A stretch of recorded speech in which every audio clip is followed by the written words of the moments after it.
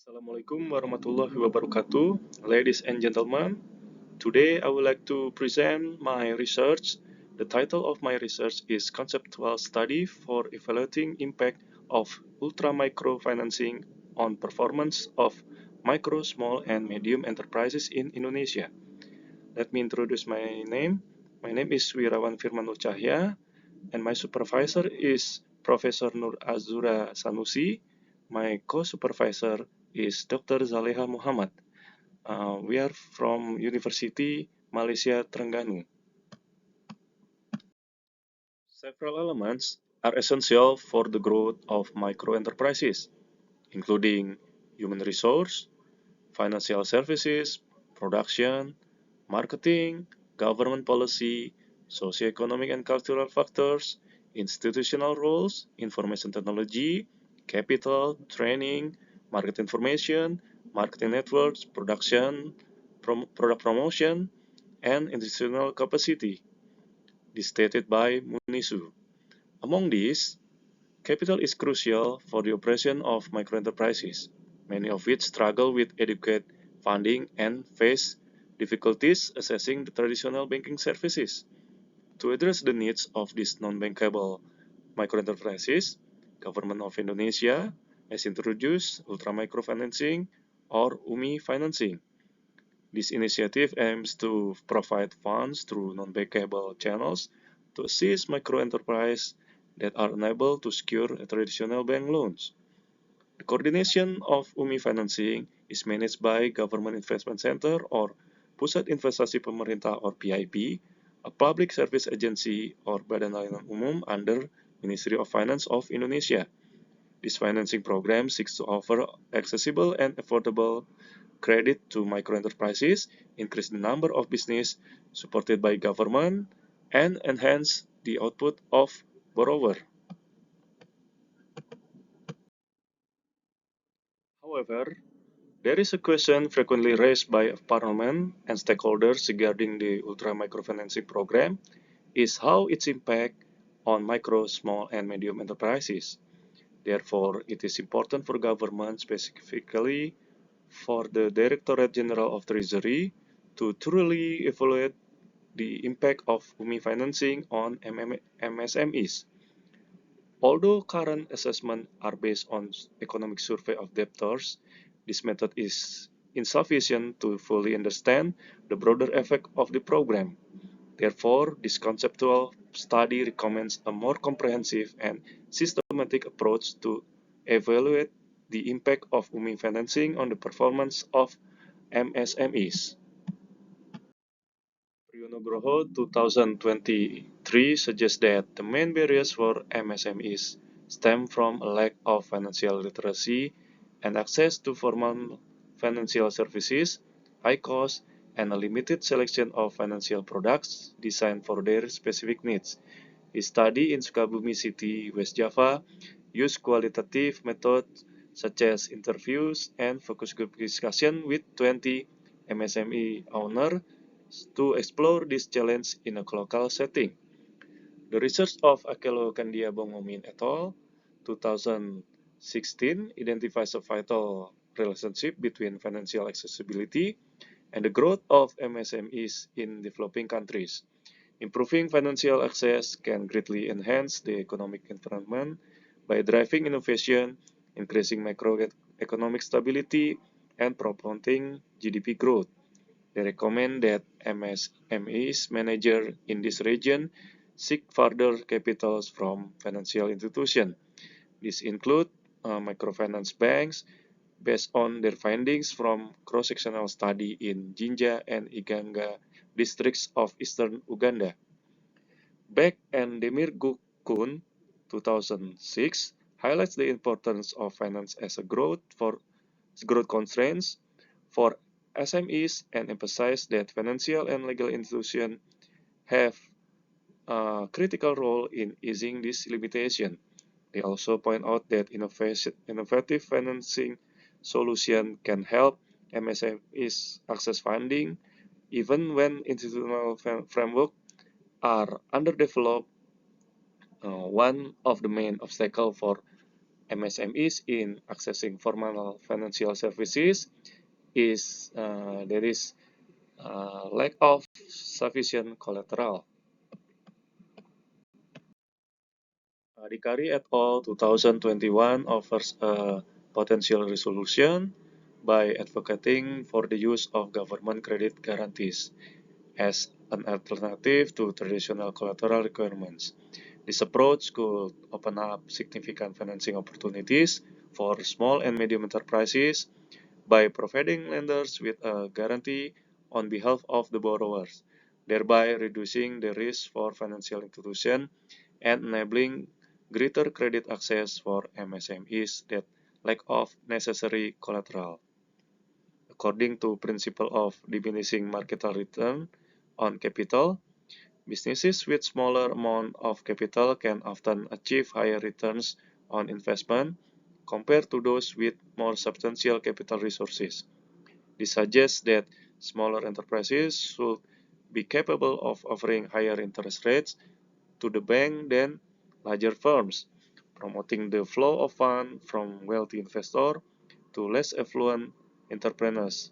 This stated by Emendaris de Aguillon and Morduk 2010. However, Lucas 1990 point out that disparities in human capital could prevent transfer of funds from the rich to the poor. There are several programs for micro business credit in Indonesia. The first one is Farming Business Credit or Kredit Usaha Tani or KUT from 1999 until 2000, designed to assist agricultural businesses. And second, Food and Energy Security Credit. This is from 2000 until 2015, aimed at bolstering food and energy security. Vegetable Energy Development and Plantation Revitalization Credit from 2006 until 2015 to promote bioenergy sectors and revitalize plantation. Darussalam and Nias Negro Entrepreneur Empowerment Credit from 2008 until 2017, focusing on entrepreneurial empowerment in specific regions. Cattle Breeding Business Credit, 2014 until 2015, targeting cattle breeding enterprises, along with the ongoing warehouse receives subsidy scheme credit since 2008, which support agricultural storage solution. Micro and small business credit from 1999 until 2019 to financially assist micro and small businesses. And the last one, People Business Credit since 2015, which serves a broad spectrum of small enterprises. This data obtained from Ministry of Finance of Indonesia.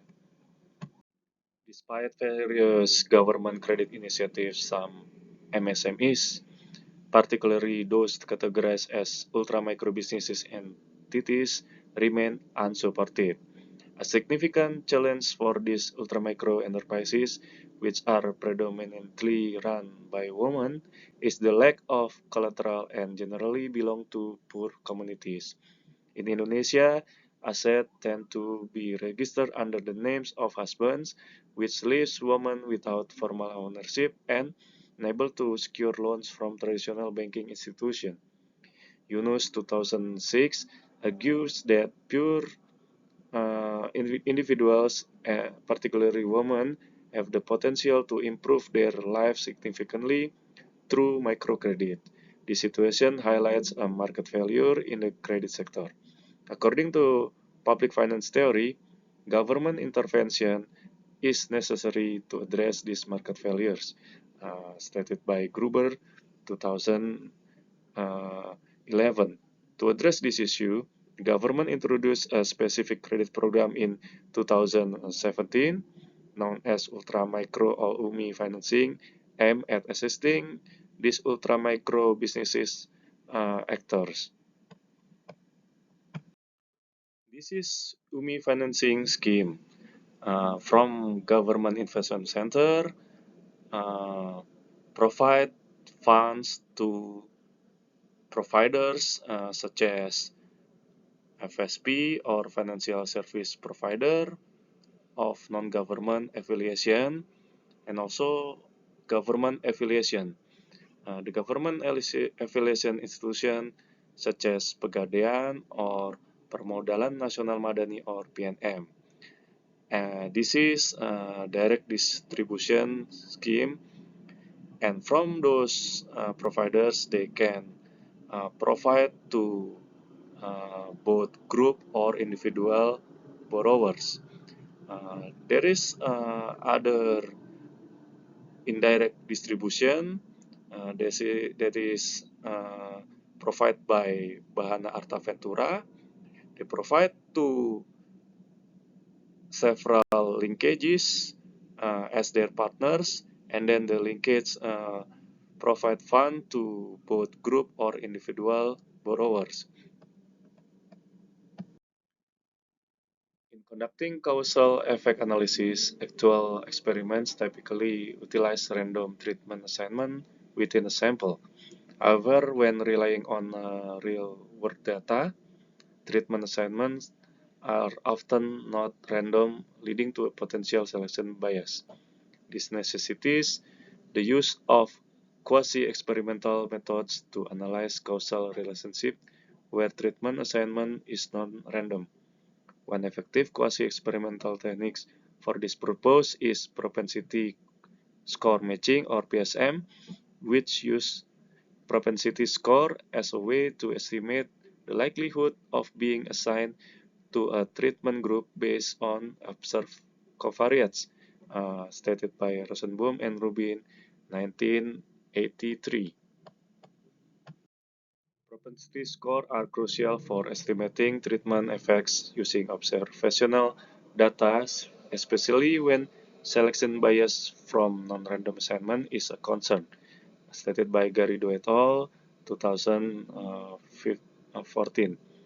PSM is also noted for its effectiveness in mitigating bias from temporal invariant omitted variables, stated by Heckman et al., 1997. The stages of analysis using propensity score matching are as follows. First, modeling participation and estimating scores to develop a model to predict treatment assignment based on observed characteristics. Second, defining a common support area and conducting a balancing test. Ensure that the treatment and control groups are comparable across the range of propensity score. Matching treated and control samples is the last one by employing various methods to matching unit with control units that have similar propensity score. A balance between bias and variance is crucial for accurately estimating the average treatment effect on treated or ATT, as discussed by Marco Caliendo and Sabine Kopernik, 2008. Empirical evidence, such as the study by Yus Giantoro et al., 2019 in North Sumatra, demonstrate that PSM can reveal positive impacts of microcredits program like the People Business Credit on performance of micro-small businesses. Similarly, Ashami et al. 2020 found that microcredits significantly enhance monthly household income and asset accumulation. This research will apply PSM to evaluate the effectiveness of UMI financing on MSME performance, drawing on approach used by Giantoro et al. 2019.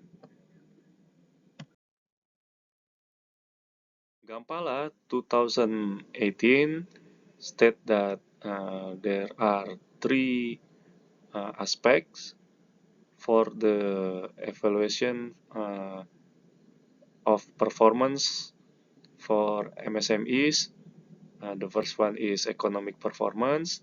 It is evaluate how efficiently and effectively a business uses its resource and takes advantage of opportunity to achieve its economic objective. Uh, this consists of resource utilization capacity, social services and activities performed, government benefits utilization, employee potential, and infrastructure facilities. The next is operating performance, that is focused on the operational efficacy of businesses, emphasizing its management of daily operation, liquidity, and overall operational health to maintain and boost its capabilities. This consists of operating cycle ratio, working capital management, cash and funds flow management, and expected operational performance. The last one is financial performance. These metrics assess the financial strength and performance of a business, showing its capacity to generate revenue, manage investment, and sustain a profitable margin over time. These include fixed asset turnover ratio, revenue growth, business profitability, expected financial performance, and return on investment. Our conceptual study examines the impact of UMI financing on performance of micro, small, and medium enterprises. Although Gampala's net framework offers a thorough method for evaluating business performance across economics, operational, and financial dimension, the study will focus specifically on financial performance due to limitation of available data. This research will primarily analyze turnover, assets, and saving as key indicators of financial health. This more focused approach provides a detailed assessment of a business financial status, which is essential for making strategic decisions and planning for future development. This study will adopt methodology employed by Farida et al. 2016, which employ propensity score matching or PSM to evaluate the effect of kredit usaha rakyat KUR or people business credit. Utilizing the PSM techniques, this research defined two groups within the Indonesian context. The first one, household receive UMI financing as a treatment group, and the second one, household that do not receive such financing service as a control group. In this conceptual study, the impact of UMI financing on business growth will be assessed using data from the 2023 Economic Value Survey of Debtors provided by Ministry of Finance. The outcome variable analyzed are turnover, asset, and savings. Control variable include graduate from school, marital status, main source of income, length of time in business, number of working days, sex, age, spending on electricity, number of family member, daily consumption, number of children, 7 to 15 years old, number of children 7 to 15 years old that attending school, number of laborers, have bookkeeping or accounting records, able to separate the portion of income that is reused as capital and meet the personal needs, able to use mobile banking, SMS banking, or internet banking, able to use electronic money such as e-money, GoPay, or Wuling Aja, etc., and have an emergency fund or insurance, for example, BPJS, fire insurance, life insurance, accident insurance, saving specifically for emergency funds, etc.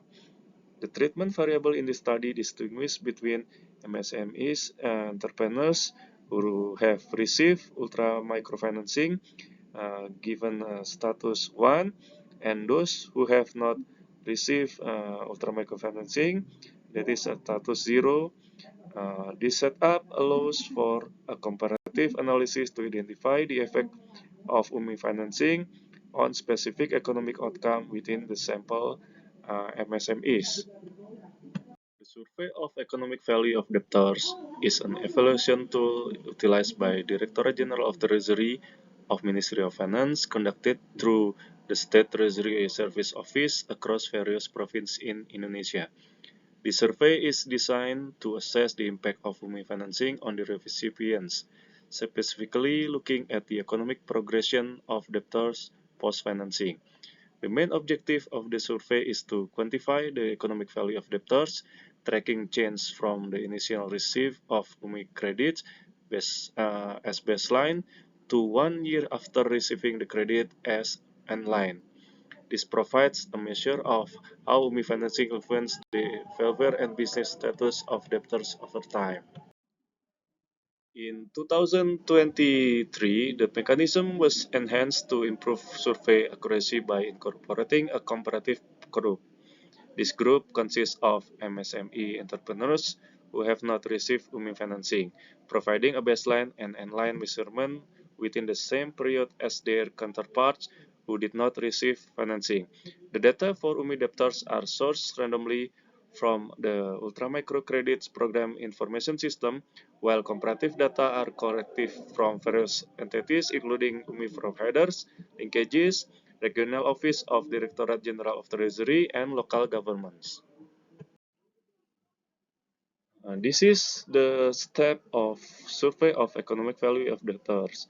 The first survey conducted to UMI receiver or as a treatment group, and second non-UMI receiver or control group. For UMI receiver, there are two survey. This is the first one, baseline survey and endline survey. Baseline survey consists of personal economic value, business economic value. The endline survey also consists of personal economic value and business economic value. For the control group, the baseline and endline survey has conducted together. Baseline and endline survey also personal economic value and also business economic value. In conclusion, this conceptual study elaborates the methodology for evaluating impact of ultra-microfinancing on micro, small, and medium enterprises in Indonesia. The analysis, grounded in propensity score matching, has allowed for a robust examination of the financial outcomes associated with the program, particularly in terms of turnover, asset, and saving among MSMEs. The integration of propensity score matching analysis with the economic value survey of debtors offers a more effective methodology for assessing the impact of UMI financing on performance of micro, small, and medium enterprises. Future research could extend this analysis by incorporating empirical data obtained from the economic value survey of debtors into propensity score matching studies. Ladies and gentlemen, thank you very much for watching my presentation, and again, see you next time.